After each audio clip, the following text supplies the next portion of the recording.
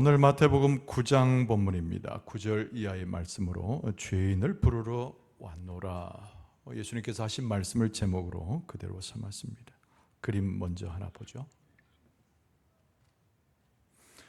가운데 서 계신 분이 흰 옷을 입고 우리가 흔히 많이 초상화에서 본 예수님의 모습이죠. 물론 상상화이기도 합니다만은 예수님의 자비하심, 또 초청하시는 주의 손길을 우리가 쉽게 볼 수 있습니다. 책상에 뭔가를 올려놓고 예수님을 바라보는 사람, 오늘 본문의 말씀에 예수님과 대화의 주인공이 된 마태죠. 마태. 주변에 많은 사람들이 모여 있습니다. 일반 행인도 있고 또 마태의 친구들도 더러 섞여 있지 않은가. 근데 마태가 뭐 하고 있어요? 성문에 들어온 사람들을 일렬로 세우고 세금을 징수하는 장면입니다. 세리예요, 세리. 세금 징수한. 그 세리가 자기의 일을 할 때 예수님께서 찾아오셨죠. 오늘 본문의 말씀을 보면서 찾아오신 예수님, 세리의 일하는 장소에 찾아오신 하나님, 이걸 잘 좀 기억하면서 오늘 본문의 말씀을 대하면 매우 말씀을 이해하기에 유익합니다. 우리가 지난번 산상수훈 지나서 8장 이후에는 예수 그리스도께서 행하신 말씀을 통한 기적의 이야기를 수없이 보았습니다. 예수께서 일으키신 기적 가운데 예수님의 제자의 도를 가르치시는 예수님의 말씀이 곳곳에 숨겨져 있어요. 예수님을 따르는 제자는 누구인가? 라는 질문과 더불어서 그 제자의 길에 대해서 일러주시고 강조하시는 예수님의 말씀을 만나는 것이죠. 예수님의 모든 행적이 기적에 관한 것만은 아닙니다. 이 천국의 복음을 선포하시면서 깨닫는 자, 귀를 기울이는 자에게 몸소 일러주시는 진리의 말씀이 전체적인 내용을 구성하고 있는 한 부분입니다. 오늘 본문의 말씀은 제자도를 일러주시는 거예요.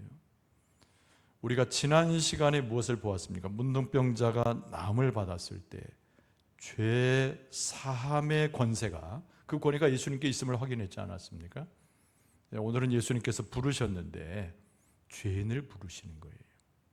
제자를 부르고 계시는데 죄인을 선택해서 부르신다는 특징을 갖습니다.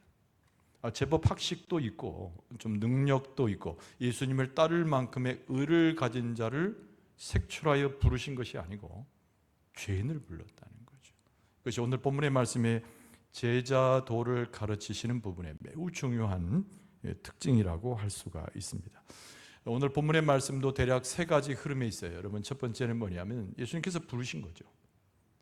두 번째는 부름을 받은 그 사람과 예수님이 관계를 갖는 겁니다. 그리고 세 번째 매우 중요한 것은 예수님께서 왜 죄인을 부르셨는가? 책망하거나 다른 이유를 가지고 오신 것이 아니고 도와주시려고, 뭔가를 도와주시려고 부르셨다고 하는 것이 오늘 본문의 말씀의 증언입니다. 마태복음은 마태가 기록을 했어요. 오늘 본문의 말씀에 나오는 세리 마태가 그 사람입니다. 근데 마치 제3자가 이 내용을 구성하는 것처럼 문학적 방식으로는 3인칭이라고 하는데 마태가 내가 이랬다 이렇게 쓰지 않고 마태 이렇게 객관화해서 오늘 본문의 말씀을 기술하고 있습니다. 자, 오늘 이 본문의 말씀 속에서 제일 중요한 것은 예수님께서 죄인을 부르러 오셨다. 지금 스크린에 오래 떠 있죠? 예수님께서 부르러 오셨는데 죄인을 부르러 오셨다는 거예요. 굉장히 중요한 출발의 주제라고 할 수 있습니다. 앞서 말씀드린 대로 마태가 기록했음에도 불구하고 그냥 마태, 이게 자기를 이렇게 3인칭으로 두고 오늘 본문의 말씀이 쓰여져 있습니다. 여러분 9절 말씀에 보면 예수께서 그것을 떠나 지나가시다가 마태라 하는 사람이 세관에 앉아 있는 것을 보시고 이르시되 나를 따르라 하시니 일어나 따르니라. 이렇게 말씀 속에 기록하고 있습니다. 예수님께서 동네를 지나가셨죠. 가브나움이라는 지역이죠. 그리고 가다가 예수님께서 한 성문 앞에서 복잡한 일을 하는 한 남자를 만나는데 그 사람이 마태예요. 근데 직업이 세리, 세금쟁이입니다. 세금 징수원이라고도 말할 수가 있겠죠. 근데 예수님께서 다짜고짜 가셔서 그 사람에게 뭐라고 말하셨다고요? 나를 따르라. 제자를 부르실 때 그 말씀을 하셨지 않았습니까? 근데 세리 마태를 부를 때 똑같이 나를 따르라. 그랬더니 군소리가 없어요. 바로 일어나서 예수님을 따라갔다라고 기록하고 있습니다. 아까도 말씀을 드렸습니다만 지난주에 봤던 중풍병자, 예수님께서 치유하여 주심으로 죄를 사하여 주시는 권위가 예수님께 있다. 이것을 우리가 교훈으로 들었어요. 오늘 본문의 말씀은 이어져 있죠. 그런 의미에서는 죄를 씻을 수 없는 사람, 스스로를 구할 수 없는 사람, 하나님의 은혜를 구하기에도 부끄러운 사람, 예수님께서 제자를 부르시면서 죄인 된 마태를 부르셨다는 겁니다. 예수님의 부르시는 이 장면 속에서 우리는 어떤 교훈을 얻을 수 있는가를 봐요. 여러분, 여기 우리가 다 모여 있는 이유는 예수님께서 하나님의 음성으로, 성령의 음성으로 우리를 부르셨기 때문에 와 있는 겁니다. 우리가 예배할 수 있는 우리의 형편도 부르심의 은혜가 우리 가운데 전제되어 있기 때문에 예배할 수 있는 거예요. 그런 의미에서 넓은 의미는 우리는 제자들이고, 다른 말로 바꾸면 하나님의 부르심을 받아서 예수 그리스도의 은혜로 이 자리에 나와 있는 사람들이에요. 여러분 동의하십니까? 그러니까 이 마태가 부름을 받은 얘기는 결코 우연한 것이 아니에요. 우리와 무관한 얘기가 아니라는 겁니다. 근데 마태가 부름을 받는 오늘 본문의 말씀에 매우 중요한 특정적인 모습을 우리가 보고, 똑같이 부름받은 우리가 교훈을 얻어야 돼요. 마태가 있는 장소입니다. 예수님께 부름을 받았던 마태가 머물러 있던 장소, 자기 일을 하는 곳이죠. 그런데 이 세리의 일이 간단한 일이 아닙니다. 범상치 않아요. 세리가 머물러 있었던 이 자리, 마태가 예수님께 처음으로 부름을 받았었는데 그의 형편을 잘 알려주는 상황인 것이죠. 여러분, 세리는 아까 말한 대로 세금쟁이, 세금을 징수하는 사람이에요. 이스라엘 사람들이 제일 싫어하는 분류 중에 한 부류들입니다. 어디 있으면 성문 앞에 있었어요. 많은 사람들이 성문을 오고 갑니다. 특히 장사하는 사람들은요, 돈도 짊어지고 팔 물건도 가지고 와요. 그때 당시에는 경계가 불분명했습니다. 나라별로, 지방별로. 그리고 많은 사람들이 돈을 벌 때 세금이 뭔지가 불명확했어요. 근데 이 사람이 뭐 하는 사람이에요? 세금을 징수하는 사람. 그러니까 자기 임의대로 기준이 없는 세금을 징수하는 것이죠. 근데 권위를 갖고 있어요. 왜냐하면 로마로부터 파송받은 공식적 직함이거든요. 그러니까 옷 들어오는 사람 마음 내키는 대로 좀 돈 있어 보이면 세금을 많이 부과하고, 그렇지 않는 경우는 적게 부과하고, 마음대로입니다. 그럼 어떻게 될까요? 불법으로 세금을 부과하면서 착복하게 되지요. 그리고 누구의 직함을 받았다가 로마가 보낸 겁니다. 이 사람은 이스라엘 사람인데 로마에 의해서 채용된 공무원이에요. 그러다 보니까 사람들이 생각하기에는 로마에다가 전부 돈을 바쳐준다고 생각하는 것이죠. 민족의 반역자죠. 옛날 같으면 일본 납제비 비슷한 겁니다. 그러니까 이 세리라고 하는 직업이 좋은 직업이 아니에요. 돈을 많이 벌어도 불법으로 벌고 매국노 역할을 하고 절대 질이 좋지 않아요. 그런데 이 세리가 회개하여 하나님 앞에 섰을 때 예수님이 찾아온 것이 아니에요. 이 모든 이 상황을 잘 이해해야 됩니다. 자기 일을 성실히 하는 겁니다. 좋게 말하면 불법적으로 사람 것을 약탈하고 취하고 많은 사람에게 고통을 주고 그 현장에서 벗어나지 않은, 한 끗도 변함이 없는 그 상황이 세리의 모습이었다는 겁니다.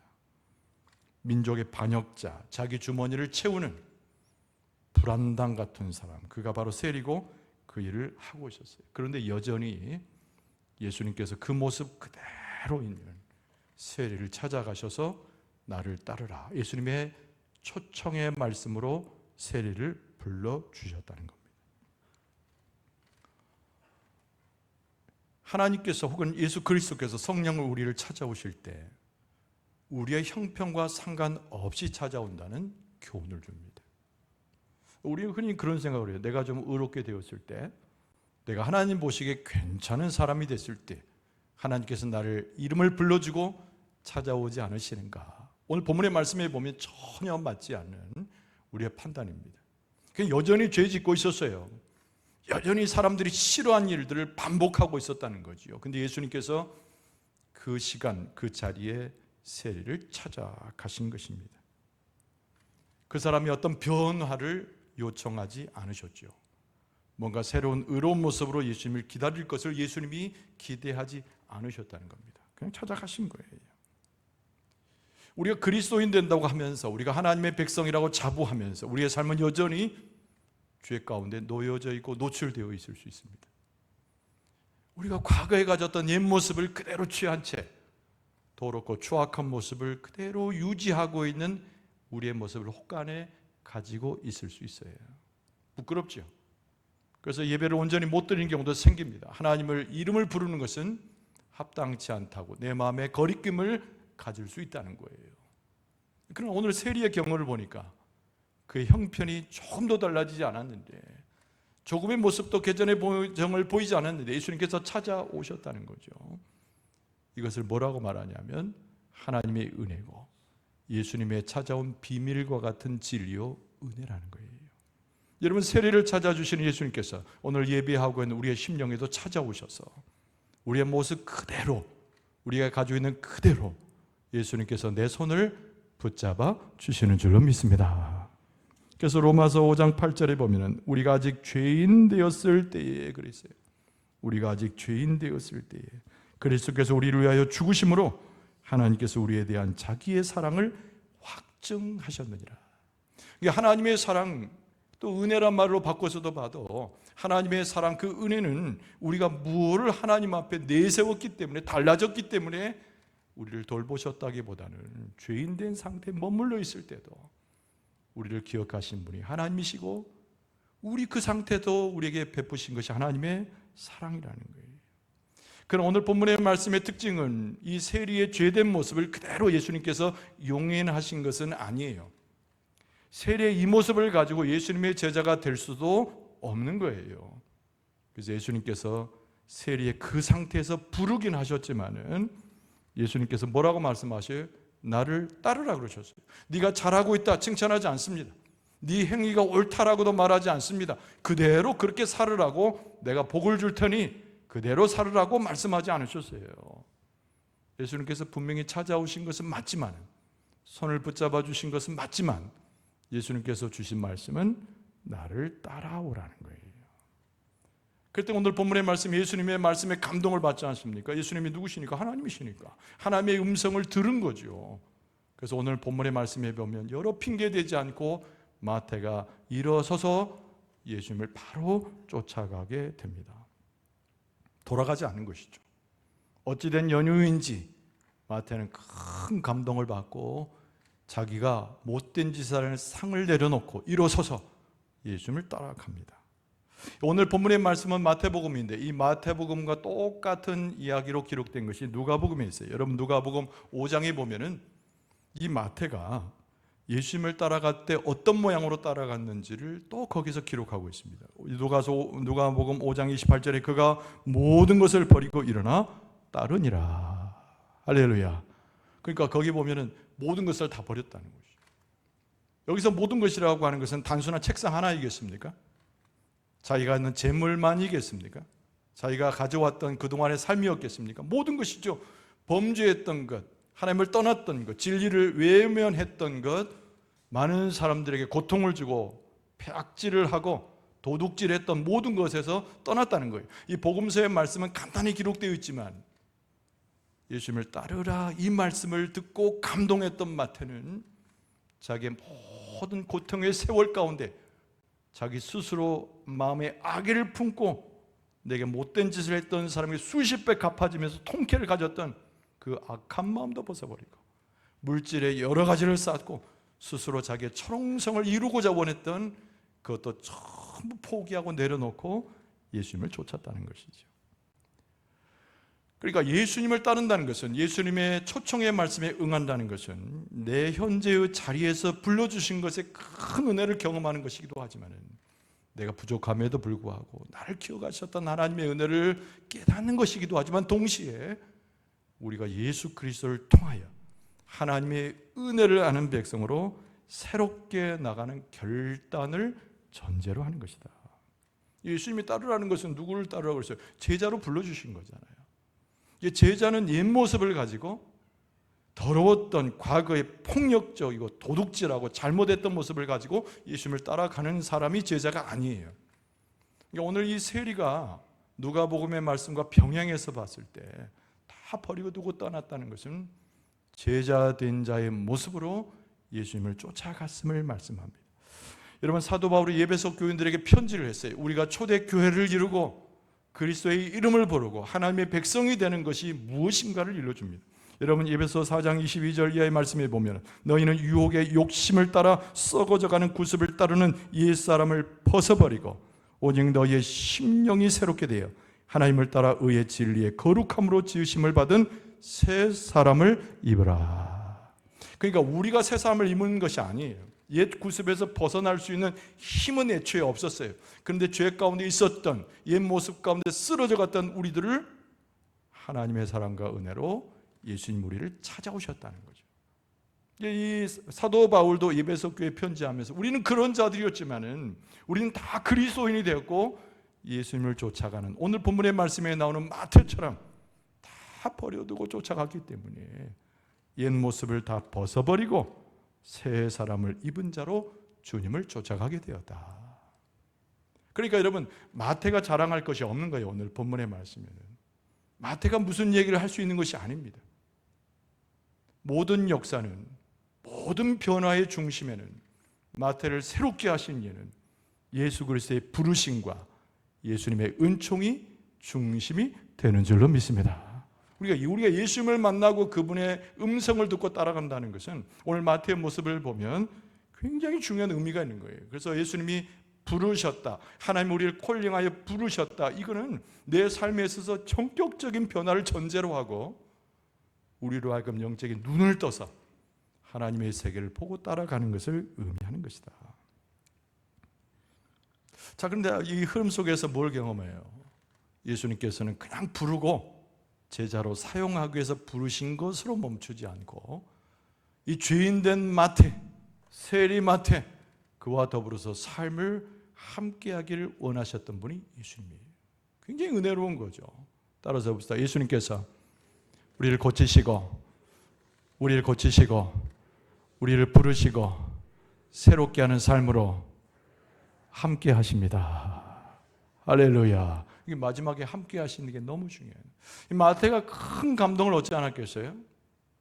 예수님의 따르라는 말씀을 듣고 다 버려두고 쫓아가면서, 그래서 마태의 마음에 감동이 생기고 예수님을 너무 사랑하는 마음이 용서스름쳐 올라왔습니다. 그래서 마태의 첫 번째 행동이 뭐였냐면은 예수님을 자기 집에 모셔드리고 식사를 대접하는 것이었어요.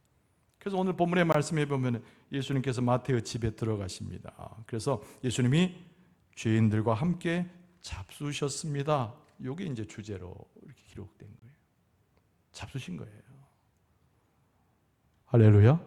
좀 신기하지 않습니까? 하나님께서, 영이신 하나님께서 육신의 몸을 입고 이 땅에 오셔서, 우리는 이걸 인카네이션 성육신이라고 그러잖아요. 잡수신 거예요. 우리가 먹듯이 말씀하신 거예요. 우리가 서로 이야기하듯이 쓰다듬어 주시고 품어 안아 주셨어요. 우리가 서로를 사랑하는 표현으로 아비와 자식과 친구와 동료가 그러하듯이 말이죠. 이게 함께 하심이거든요. 마태가 예수님을 식사의 자리에 초대했습니다. 10절 말씀에 보면은 예수께서 마태의 집에 앉아 음식을 잡수실 때에, 이렇게 상반절에 나옵니다. 예수님께서 그 초청받아서 얼마나 기쁘셨겠어요. 마태의 심령이 변화되는 모습을 보고 얼마나 기뻐하셨겠어요. 그래서 초청합니다. 그래서 마태의 집에 들어가셨는데 음식을 잡수셨어요. 근데 마태만 그곳에 있는 것이 아니고 친구들이 몰려왔습니다. 그래서 10절 중반절에서 보면 많은 세리와 죄인들이 와서 예수와 그의 제자들과 함께 앉았더니, 앉아서 모였어요. 같이 음식 먹은 거죠. 이 예수님께서 함께 하심의 역사가 이렇게 위대한 거예요. 예수님께서 마태의 집에서 식사를 하셨을 때 많은 친구들이 모여왔습니다. 이렇게 말씀이 기록되지 않죠. 오늘 여기 보니까 당연히 친구 중에 세리가 많으니까 많은 세리라고 그랬어요. 그런데 특정적으로 죄인들이 그랬습니다. 죄인들이 와가지고 예수님과 제자들과 함께 앉아서 식사를 하신 거죠. 마태복음은 마태가 기록했다고 되어 있어요. 오늘 본문의 말씀에 나오는 이 마태가 맞습니다. 3인칭으로 썼어요. 다른 사람의 이야기를 쓰는 것처럼. 근데 마태가 뭐라고 썼느냐면 많은 세리들도 오고 사람들이, 이스라엘 백성들이 흔히 부르는 죄인들이 다 왔다라고 쓴 겁니다. 예수님 주변에 죄인들이 다 온 거예요. 여러분, 그러면 이스라엘 백성들이 생각하는 죄인, 이건 세리들과 마태는 그들을 죄인이라고 부르지 않았을 거예요. 그런데 이스라엘 백성들이, 그리고 몰려있는 가버나움 사람들이 전부 죄인이라고 부르는 사람들이 모여온 거예요. 그래서 마태는 내 친구들이 이렇게 쓰지 않고 죄인들, 사람들이 말하는 죄인들이 다 모였다라고 기록한 겁니다. 누가 죄인이에요? 우리는 의인입니까? 모든 사람들이 다 죄를 범하였으니까 우리 모두가 다 죄인인 줄로 믿습니다. 근데 그 죄인을 설명하는 것이 아니에요. 우리가 지금 아멘으로 고백하잖아요. 나도 죄인이라고. 근데 이스라엘 사람들이 지칭해서 죄인이라고 낙인 찍은 부류들이 따로 있어요. 극악무도한 범죄를 저지르고 자기가 볼 때도 너무 지나치게 반민족적인 사람들의 부류를 골라가지고 죄인이라고 부른 겁니다. 오늘 본문의 말씀에 나오는 세리들, 대표적인 죄인들이죠. 몸을 파는 사람들, 죄인들이에요. 술 먹고 하나님의 말씀과 율법을 멀리하는 사람들, 죄인들이에요. 근데 이 죄인이란 낙인은 누가 찍었냐면 사실은 이스라엘 백성들, 평범한 사람들이 아니고 대표적인 바리새인들이 그렇게 지칭을 한 겁니다. 이 바리새인이란 이름, 여러분 뜻 알지요? 바리새란 말 자체가 구분되었다 뜻입니다. 저 죄인들하고 우리하고 구분됐다는 거죠. 저 세리들하고 우리하고 구분됐다는 겁니다. 저 못된 술주정뱅이가 우리하고 다르다는 거예요. 몸 파는 저 여인들하고는 전혀 상관할 수 없다고 생각, 바리새인들이에요. 예수님의 주변에 와가지고 예수님 옆에 시비를 겁니다. 이 사람들이 시비를 거는 거예요. 이 사람들은 절대로 죄인들과 함께 앉아서 밥을 먹는 것은 상상할 수 없는 일입니다. 친구로 삼지도 않습니다. 가까이 가지도 않아요. 마치 어떤 오염물을 만지는 것처럼 너무 더럽게 여겨가지고 사람 취급을 안 하는 겁니다. 그래서 바리새인들이 흔히 죄인이라고 불려졌던 사람들이 세리들과 더불어서 예수님과 함께 동석에 앉아서 밥을 먹었다라고 오늘 본문의 말씀에 쓰고 있는 것이죠. 예수님께서 함께 하신다, 하나님이 함께 하신다, 임마누엘, 너무 잘 알죠. 우리가 아까도 말한 대로 인격적인 예수 그리스도, 우리를 돌아보시는 예수 그리스도, 우리의 연약함에도 불구하고 우리와 동행하시는 예수 그리스도, 인격적 예수님에 대해서 아까 우리가 다 같이 공감했어요. 예수님께서 함께 하시는 것은 모든 인류와 함께 하시기도 하지만은 심지어는 동식물과 하나님 창조하신 모든 세계와 함께 하시는 분이지만 특별히 오늘 본문의 말씀에는 많은 세리들 그리고 죄인들과 함께 하시는 예수님의 모습이죠. 그러면 이 많은 세리들, 마태를 포함해서, 그리고 죄인들, 이들의 이름을 따로 하나 지어봐야 돼요. 예수님께서 불효로 여기셨던, 죄인으로 취급을 하고 상대를 안 해서 불효로 취급해서 멀리했던 자라고 이야기해도 예수님은 이들을 무엇으로 생각하셨는지를 이름 하나를 지어봐야 된다니까요. 한번 따라서 합시다. 예수님께서는 그리스도를 필요로 하는 사람들을 함께 하십니다. 방금 뭐라고 그랬어요? 예수 그리스도를 필요로 하는 사람. 예수님께서 이들을 지칭하는 예수님의 마음속에 있는 칭호입니다. 예수님의 관심은 누구에게 있었냐면 죄인에게 있었던 거죠. 예수님의 관심은 바리새인들이 있는 것이 아니라 세리들, 사람들에게 경멸당하고 사람들이 싫어하고 사람들이 내쫓으셨던 사람들의 예수님의 관심이 있었던 거예요. 그들의 공통점이 뭐라고요? 예수님 없이는 살 수가 없는 사람들, 예수님 없이는 구원받을 수 없는 사람들이죠. 예수님 없이는 하나님의 은혜와 사랑을 경험할 수 없는 사람들이에요. 그래서 예수님을 꼭 필요로 하는 사람들인 거죠. 그래서 예수님께서 첫 번째 같이 하실 식사까지 하시면서 대화하고 웃으시고 깨어났던 사람들의 모습은 예수님을 필요로 하는 사람들이었다는 거예요.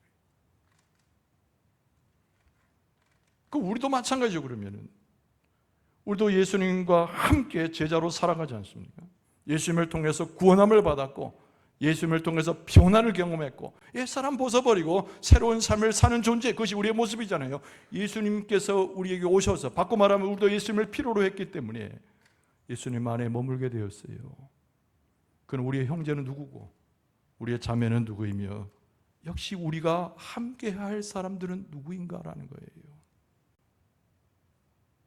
예수님을 필요로 했던 세리나 죄인들처럼 그들도 역시 우리의 친구가 되어야 되는 거예요.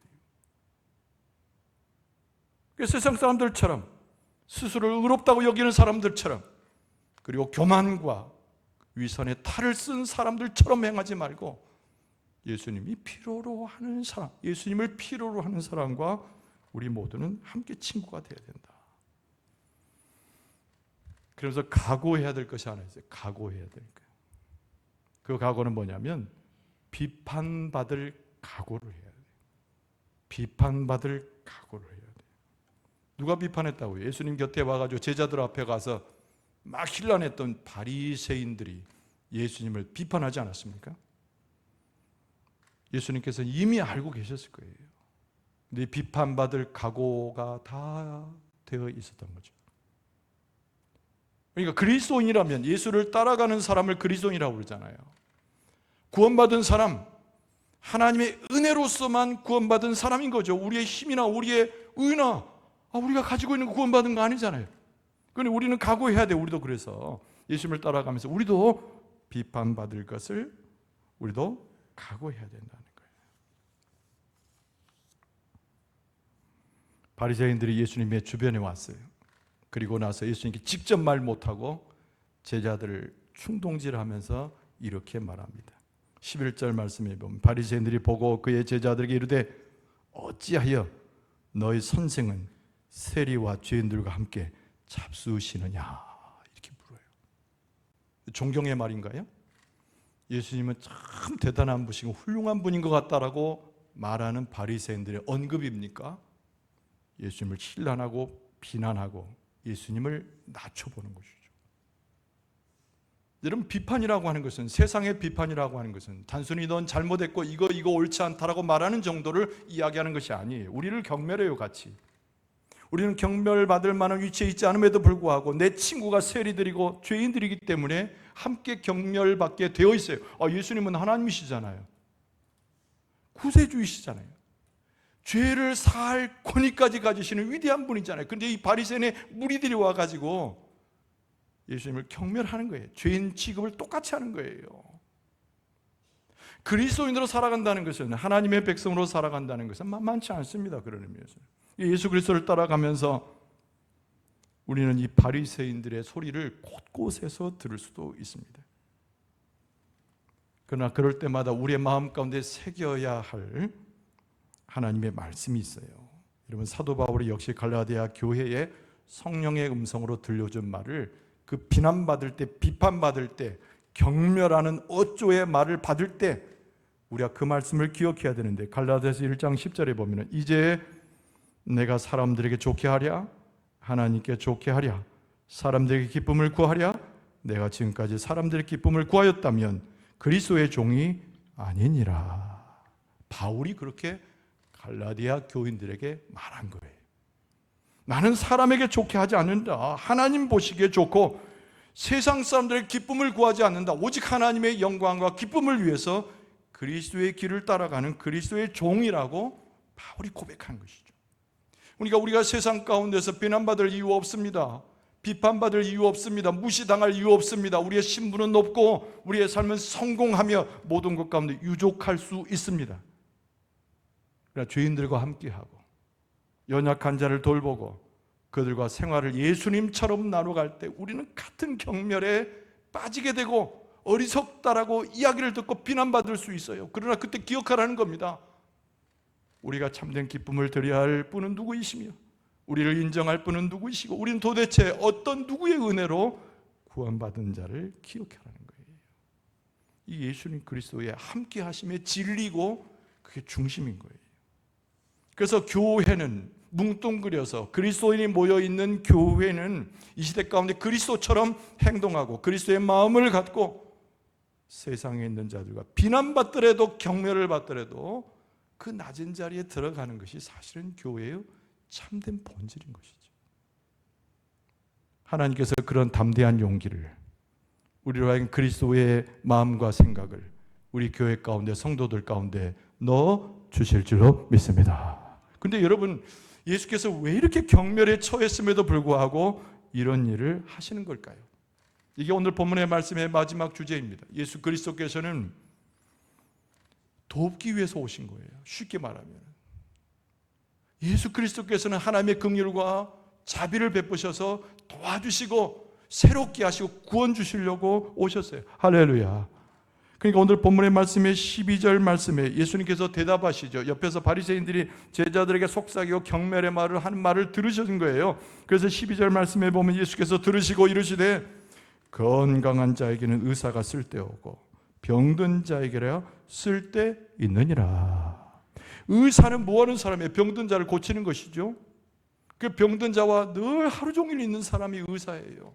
그런 것처럼 예수 그리스도께서는 우리의 영혼의 문제를 고치시고 우리의 죄를 사하여 주시고 우리를 구원하시기 위해서 누구와 함께 하시는 거예요? 죄인과 함께 하시는 거죠. 의인에게 있을 필요가 없습니다. 이미 구원받은 자는 역시 아니에요. 그래서 예수님께서 설명하신 겁니다.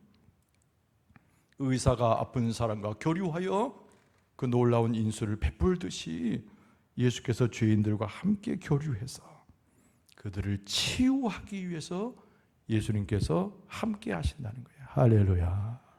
예수 그리스도의 치유는 세상에서 빛이 나고 뭔가의 계급장을 얻고자 하는 사람들에게 예수님의 치유가 임하는 것이 아니고 형편없이 자기의 삶이 스스로 구하지 못해서 헤매는 자들과 함께 하시면서 베푸시는 것이 예수 그리스도의 치유라는 겁니다.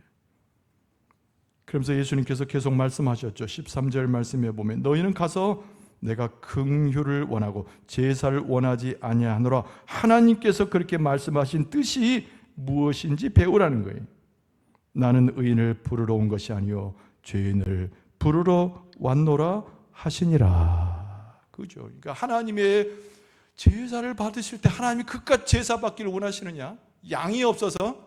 돈이 없어서? 하나님은 그런 분이 아니라는 거예요.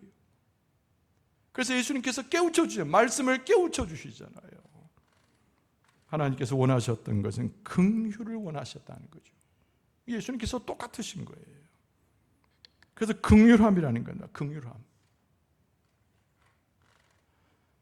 그리스도인이어서 교회 안에 머물면서도 우리는 때로 경쟁할 때도 있어요.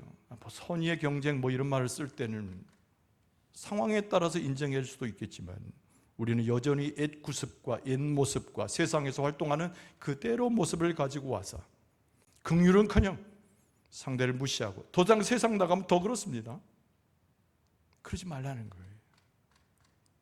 사도 바울이 에베소 교인들에게 편지했습니다. 에베소 4장 32절 이하에 보면은 서로 친절하게 하며 불쌍히 여기라고 되어 있어요.